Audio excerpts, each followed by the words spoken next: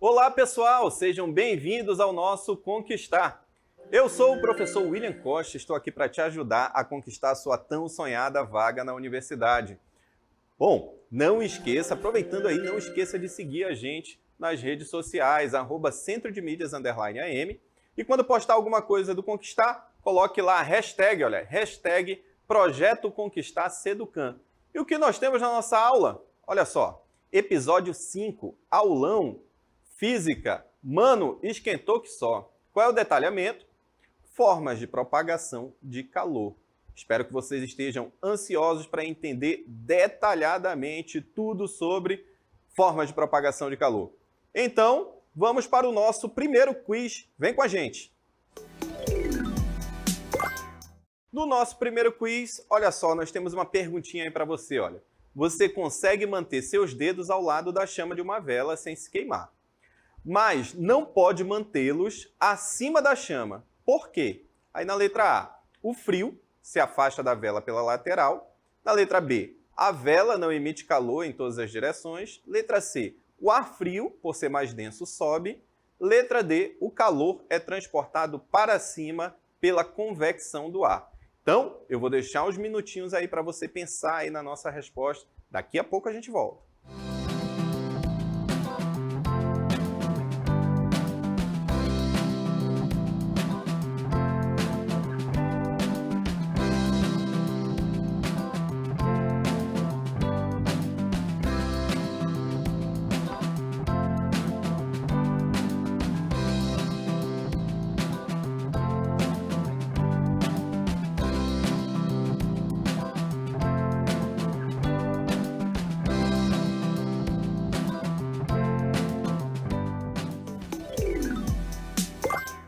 Então, estamos de volta. Com certeza você já refletiu aí sobre qual é a resposta aí do nosso quiz, mas vamos ler de novo, olha só.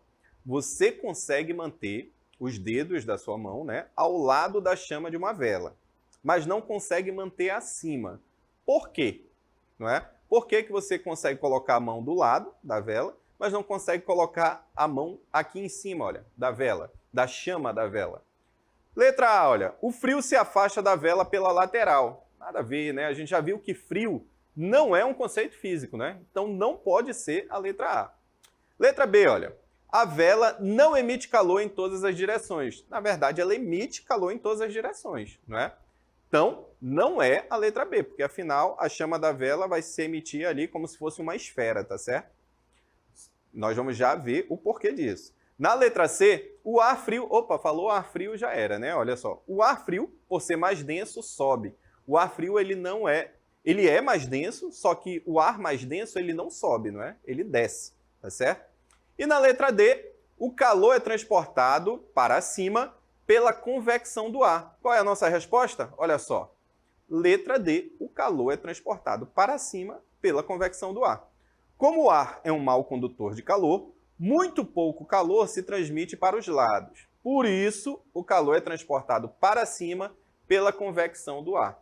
Porque o que está acontecendo aí? Olha, o calor está sendo propagado em todas as direções, certo? Então, ele está aquecendo o ar em todas as direções. Só que o ar não vai para o lado, não é? O ar quente, o que acontece? Ele fica menos denso, né? Como o ar quente fica menos denso, as moléculas ficam mais espaçadas, é como se ele não tivesse tão pesado. Aí o que acontece? Esse ar quente, ele vai subir, ao passo que o ar frio que estava ali em cima, olha, vai descer, formando as correntes de convecção. Então, por que a gente sente uma intensidade maior de calor quando coloca a mão acima da vela? Porque o ar quente sobe, tá certo? Então, ele vai esquentar em todas as direções? Vai, mas o ar quente não vai para as direções da lateral, nem para a direita, nem para a esquerda. Por quê? Porque ele vai ficar menos denso. E quando ele fica menos denso, ele fica mais leve. Ele sofre um processo chamado de empuxo, certo? Empuxa uma força vertical e para cima. Ao passo que o ar frio, que está mais pesado, mais denso, ele vai descer pelo efeito de quem? Da força gravitacional. É isso que a gente chama de correntes de convecção, não é?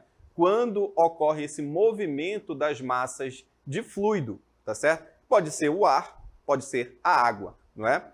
Bom, então nós entendemos aí no nosso quiz por que não podem ser as outras alternativas e por que a letra D, não é? O calor é transportado para cima pela convecção do ar. Pela convecção do ar é o processo de transmissão de calor que ocorre nos fluidos. Já dava para matar a questão, né? Já dava para matar a questão só verificando aí que ocorre a convecção. Por quê?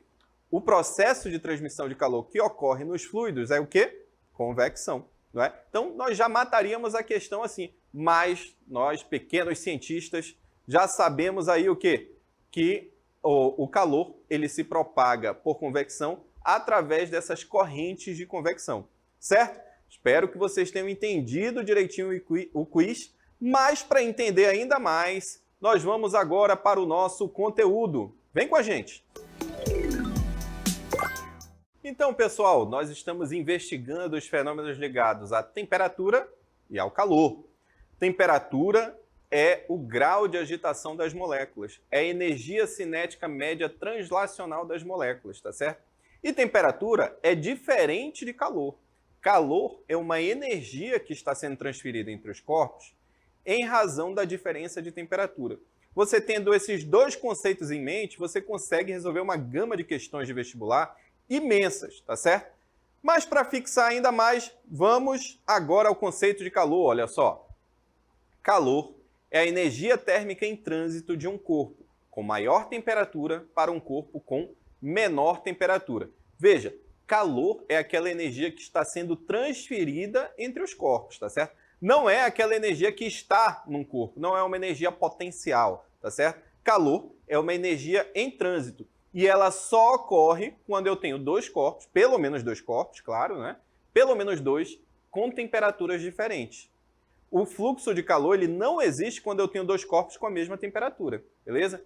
Só que veja bem, entre esses dois corpos vai haver de alguma maneira uma transferência de calor. O que não é, apesar de ter sido dado aí uma ideia de que é algo mágico, algo instantâneo, não é. Existem processos pelos quais o calor se propaga de um corpo para o outro, do corpo de maior temperatura para o corpo com menor temperatura. Esse é o sentido do fluxo de calor. Informação importantíssima também para entender lá no futuro as leis da termodinâmica, tá certo? O que nós vamos investigar? Nós vamos investigar as formas de propagação de calor: condução, convecção e irradiação. Vamos para a nossa primeira, olha só, a condução. Na condução, nós temos aí, olha, a transferência de energia pelas colisões eletrônicas e moleculares no interior da substância, Então, nós estamos no nível dos elétrons, das moléculas, tá certo? Especialmente vai ocorrer onde? Nos sólidos, tá certo? Então, nós temos aqui na nossa figurinha, olha, uma fonte de calor, tá certo? Essa vela aqui. E nós temos um metal, tá certo? Nós temos um metal. E aí, o que que acontece aqui, olha? A fonte de calor está aquecendo uma das extremidades desse metal. E aí nós temos aqui, olha, os átomos, tá certo? E aí esses átomos vão ficando bem agitados, né? Porque quando você fornece energia para os átomos transformam essa energia em energia cinética média translacional, né? Ou seja, vai aumentar a temperatura do corpo. De modo que vai transmitindo essa energia cinética, essa energia interna, para os átomos da vizinhança. Então, com o passar do tempo, toda a barra vai estar, aí toda a barra metálica vai estar aquecida. Veja bem, aqui nós temos uma informação importante, olha, os isolantes térmicos. Quem são os isolantes? Os elétrons mais externos dos átomos, desses materiais, estão firmemente ligados. Porque o que que acontece, pessoal? Para a gente entender bem essa informação aí, o que está acontecendo? Olha só, quando eu tenho os metais, principalmente, os metais eles são bons condutores de calor. Mas por que eles são bons condutores de calor? Porque os elétrons da camada mais externa, eles estão fracamente ligados. De modo que quando eu forneço energia na forma de calor para esses elétrons, eles vão propagando essa energia ao longo de todo o material. Nos isolantes térmicos, esses elétrons da camada mais externa, eles já estão fortemente ligados. Por isso que há uma dificuldade de propagar o calor nesse material, tá certo? Por isso, por exemplo, que nós temos os cobertores de lã. Eles são bons isolantes térmicos, beleza? Bom, então, o que é que tem que fixar aí? Olha, nesse processo de condução de calor, ele ocorre especialmente nos sólidos e é devido a essa configuração eletrônica aí dos sólidos, beleza? Mas nem o universo ele não é feito todo de sólido, não é? Existem os líquidos e os gases. E para os líquidos e os gases nós temos outra forma de propagação de calor, que é a convecção. Olha só. Na convecção, a transferência de energia térmica em um líquido ou um gás, nós chamamos líquido e gás de fluidos, tá certo? Então, se você vê a informação fluido, ela se refere tanto ao líquido quanto ao gás, tá certo? Fluido. Bom, por meio de correntes do interior do fluido aquecido. O fluido se move, transportando com ele a energia. Então, veja só, nós temos aqui uma panela, uma chaleira com água, tá certo? E aí, o que é que acontece aqui, olha? A água que está aqui mais embaixo, mais próxima da fonte de calor, ela vai se aquecer. Quando ela se aquece, o que é que vai ocorrer? Os elétrons aí, olha, eles vão ficar mais espaçados, fazendo com que essa água, né, essa massa de água, ela fique um pouco menos densa. Quando ela fica menos densa, ela sofre o processo do empuxo, não é? O empuxo, que é uma força vertical e para cima. Ao passo que essa água fria que está aqui em cima, olha, ela vai descer. Ela vai descer devido à ação da força gravitacional, tá certo? Da força gravitacional. Então, nós vamos ter um movimento de massas de água. Olha, a massa mais quente vai subir e a massa mais fria vai descer, tá certo? Isso daí ocorre com os fluidos, mas não só aí com a água, né, no interior de uma panela. Ela também pode ocorrer com massas de ar. Você já percebeu que quando instalam os aparelhos de ar-condicionado, normalmente eles ficam na parte de cima? Por que eles ficam na parte de cima? Qual é a função do aparelho de ar-condicionado? É retirar calor do ar ali, tá certo? Aí o que é que acontece? Ele vai retirar calor do ar, aquela massa de ar vai ficar mais fria e ela vai ficar o quê? Mais densa, não é? Como ela fica mais densa, o que é que vai acontecer com essa massa de ar mais fria? Ela vai descer.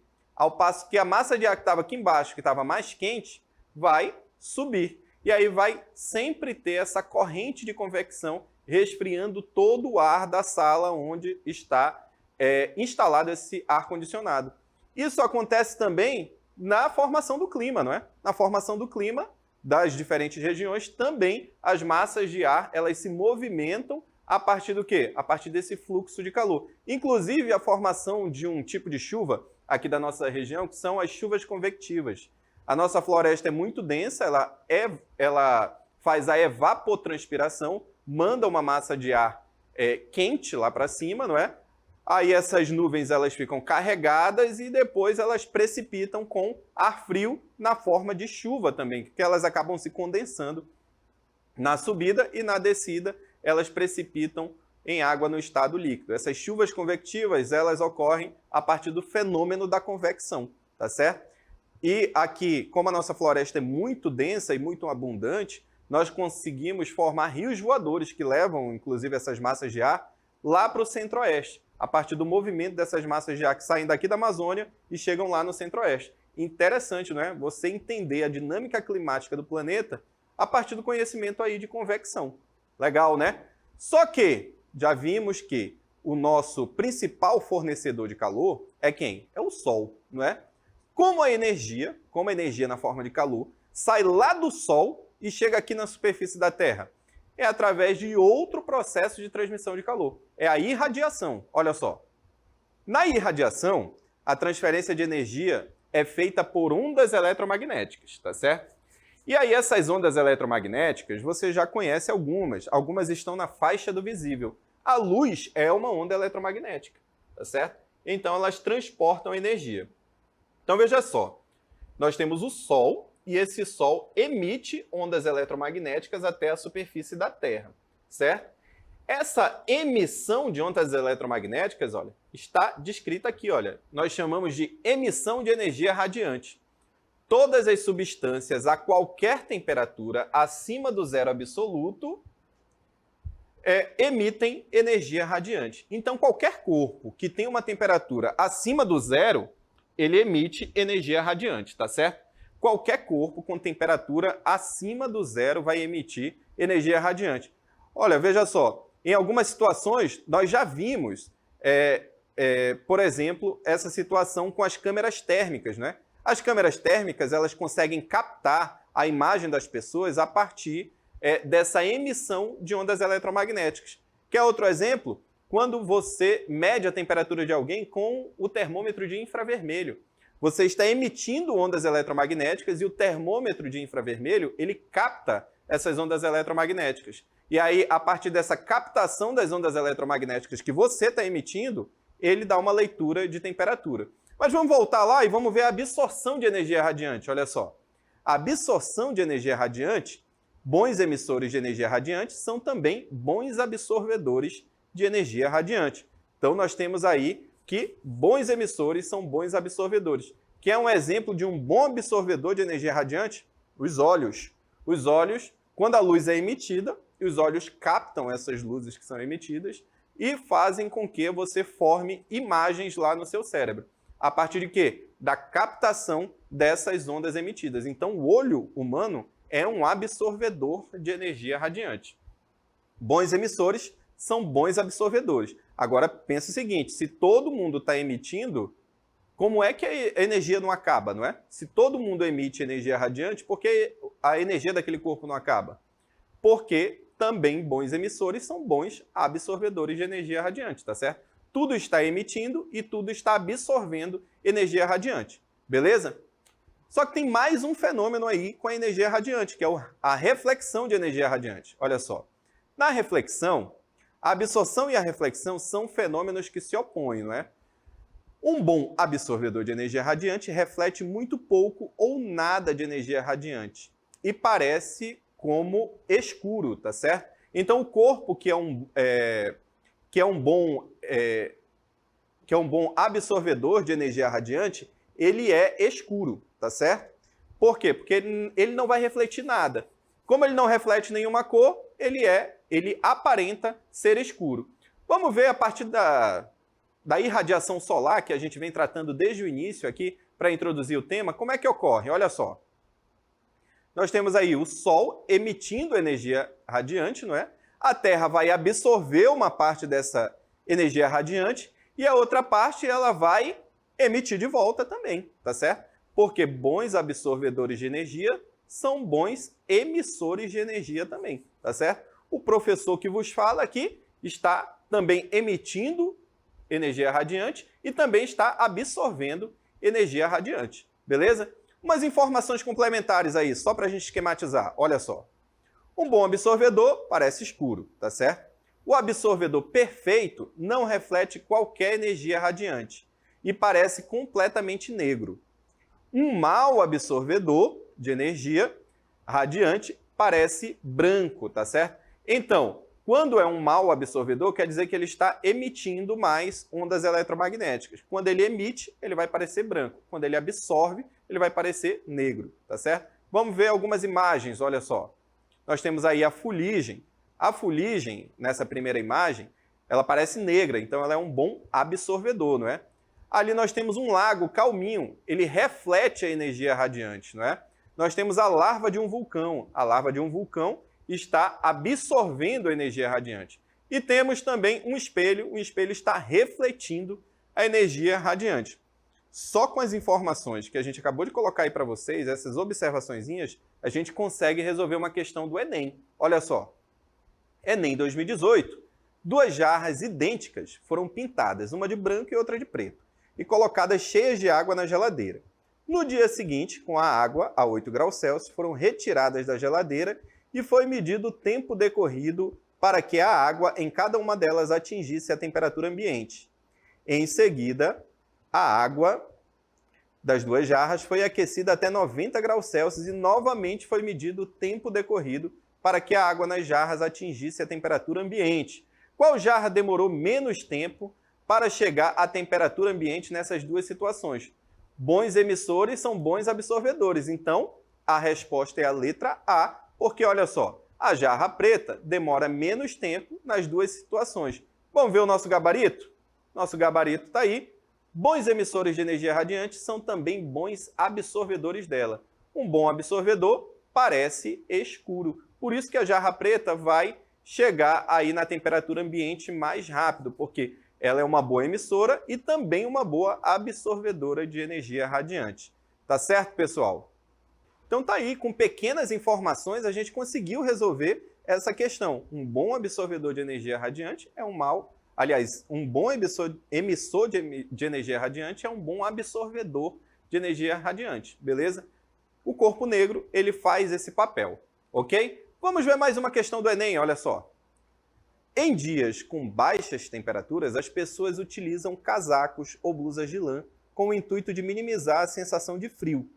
Fisicamente, esta sensação ocorre pelo fato de o corpo humano liberar calor, que é a energia transferida de um corpo para outro em virtude da diferença de temperatura entre eles. A utilização de vestimenta de lã diminui a sensação de frio porque já investigamos isso, não é? Olha só, o cobertor de lã, ele possui a propriedade de gerar calor? Não, não é? Ele não é uma fonte de calor. Na letra B, é constituído de material denso que não permite a entrada de frio. Do ar frio? Também não. A gente sabe que o que sai e o que entra aí é o calor, não é? Letra C, diminui a taxa de transferência de calor do corpo humano para o meio externo. Essa é a nossa resposta. Por quê? Porque o cobertor de lã é um isolante térmico e ele tem como função minimizar a troca de calor com o meio externo. Vamos direto para o nosso gabarito. Gabarito letra C, olha, o corpo humano está com maior temperatura que o ambiente externo. Logo, o fluxo de calor será do corpo humano para o meio externo. O cobertor de lã é um isolante térmico, que tem a função de minimizar as trocas de calor entre o corpo humano e o meio externo. Então tá aí, pessoal, todo mundo profissional nas questões de Enem. Todo mundo vai responder as questões corretamente, com certeza. Mas antes de responder as questões do Enem, eu tenho outro quiz para vocês. Vamos para o nosso segundo quiz. No nosso segundo quiz, eu trouxe aí para ver se você entendeu todos os processos de transmissão de calor. Olha só, um termômetro infravermelho mede a energia radiante infravermelha emitida por uma pessoa e a expressa como uma temperatura. Olha só, um termômetro infravermelho mede a energia radiante infravermelha emitida por uma pessoa. Isso é verdade ou é mentira? É verdadeiro ou falso? Vou deixar um tempinho aí para você refletir se é verdadeiro ou falso. Daqui a pouco a gente volta.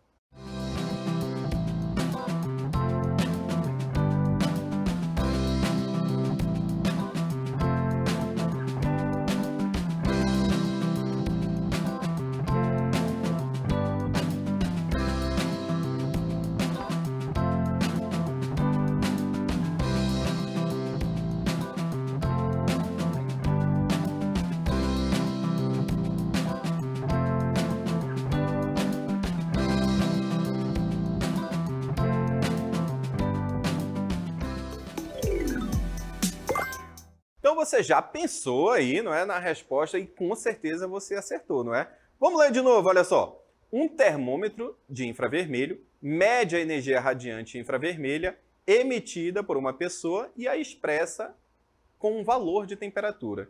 Então ele está medindo a energia emitida pela pessoa quando você aponta ali. Não é o termômetro que está emitindo uma onda de infravermelho para você, ou é o termômetro que está captando essa energia que você está emitindo? Qualquer corpo, a qualquer temperatura, ele emite onda eletromagnética, tá certo? Se a temperatura é diferente do zero, e como a gente sabe da segunda lei da termodinâmica, nada pode chegar no zero absoluto, não é?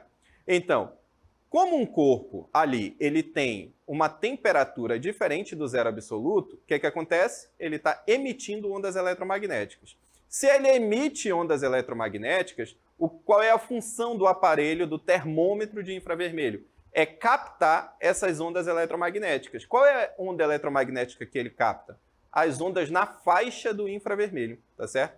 Aí ele vai captar essas ondas eletromagnéticas, tá certo? E o que o aparelho vai fazer? Ele vai magicamente descobrir a temperatura? Não. Ele vai captar essa onda eletromagnética e vai fazer primeiro uma leitura de frequência, tá certo? A frequência da onda eletromagnética. Quando ele faz essa leitura da frequência de onda eletromagnética, o aparelho já tem programado para fazer a conversão para a temperatura. Por quê? Porque a frequência emitida, né? A frequência emitida, ela é diretamente proporcional à temperatura do corpo. Então, você já viu que normalmente se associa a temperatura mais alta à cor vermelha. Por que se associa à cor vermelha? Porque ela tem uma frequência mais intensa, tá certo?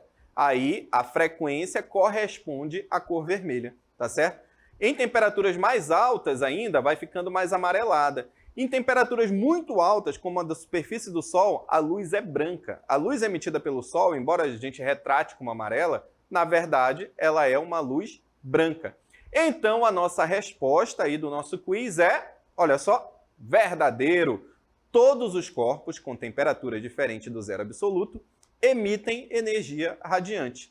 A função do termômetro de infravermelho é captar essa energia e converter em um valor de temperatura. Nós explicamos aí detalhadamente como acontece essa conversão, não é?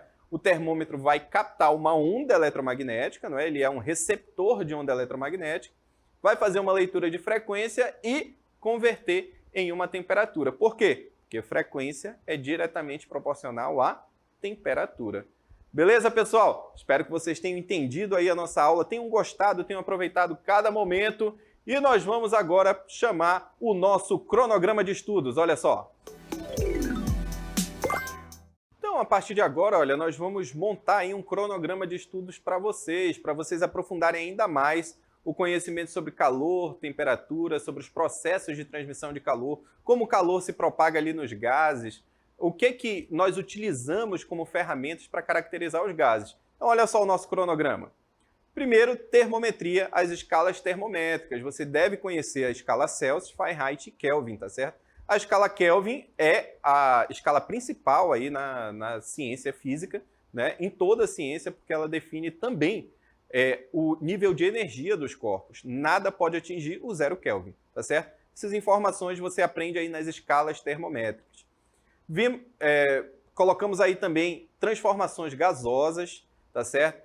Quando você vai definir o estado de um gás. O estado de um gás é definido por 3 variáveis, pressão, volume e temperatura. E aí as transformações gasosas vão verificar quando nós, vamos mexer em uma dessas variáveis, o que vai acontecer com as outras duas. São as transformações gasosas. Importantíssimo para entender todas as leis da natureza são as leis da termodinâmica, primeira e segunda lei da termodinâmica, para você entender aí o funcionamento das máquinas térmicas e o funcionamento das conservações de energia, tá certo? E também, nós vimos aí, olha só, máquinas térmicas. Nas máquinas térmicas também é fundamental para você entender todo esse processo de motores, a combustão e tudo mais. Bom, pessoal, esse é o nosso cronograma de estudos para você aprofundar ainda mais o seu conhecimento nessa área da física. E agora nós vamos para o nosso encerramento. Então, pessoal, foi muito bom estar com vocês aqui nesse momento cheio de informações sobre calor, sobre temperatura e sobre essas áreas da física tão interessantes. Não é isso? Bom, eu vou me despedir de vocês, mas antes, vamos para a nossa selfie.